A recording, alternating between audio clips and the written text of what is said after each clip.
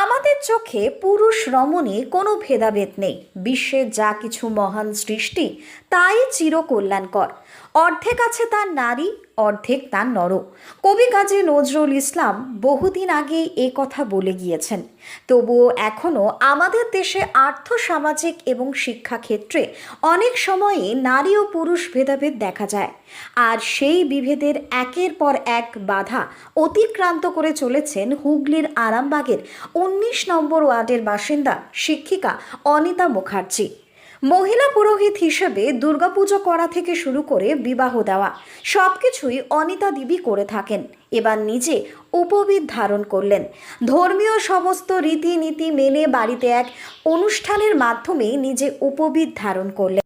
উপনয়নের মাধ্যমে আমরা যে দ্বিজত্বে প্রতিষ্ঠিত হব, এটা একটা খুব ইম্পর্ট্যান্ট একটা পার্ট।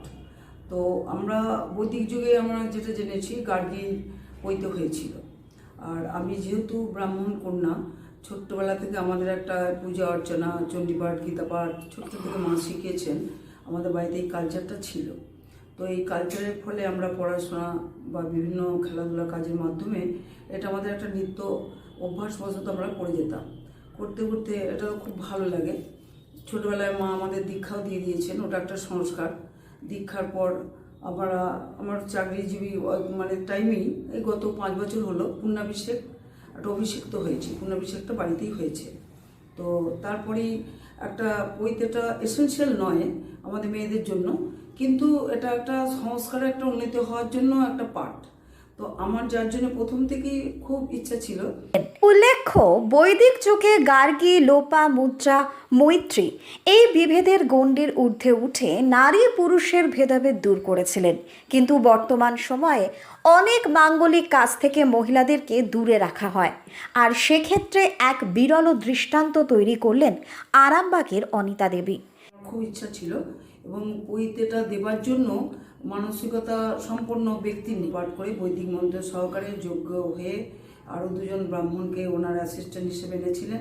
এনে আমার বাড়িতে আমার গার্জেন, দাদা, বৌদি, বাড়ির সকল বন্ধুবান্ধব সকলের উপস্থিতিতে এটা বৈদিক মন্ত্র সহকারে আমি উপবীত ধারণ করলাম।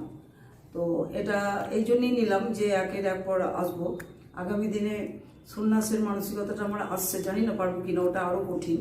অনেক কিছু ত্যাগ করে তবে ওই মানসিকতাটা আসবে, ট্রাই করব। তো আমি এই জন্যই পড়াশোনাও করি বা আমি ব্রাহ্মণত্ব অর্জনটা করার জন্য আগাচ্ছি, জ্ঞান কিছু নিচ্ছি, বই পড়াশোনা করি।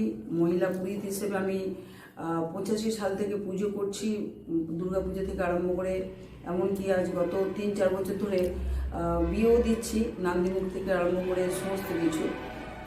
এই বিষয়ে শিক্ষিকা অনিতা মুখার্জি জানান, উপনয়নের মাধ্যমে আমরা যে প্রতিকৃত হব তাই মূল লক্ষ্য। আমি যেহেতু ব্রাহ্মণ পরিবারের মেয়ে, তাই ছোট থেকে চণ্ডীপাঠ, গীতা সহ পুজো অর্চনা করা প্রথম থেকে আমার বাড়িতে ছিল। প্রথম থেকে ইচ্ছে ছিল ব্রাহ্মণ্য অর্জন করার, তাই একের পর এক সংস্কার করার উদ্যোগ নেওয়ার ফলে উপবীত ধারণ করি। আরামবাগ থেকে শুভজিৎ ঘোষের রিপোর্ট, লোকাল 18 বাংলা।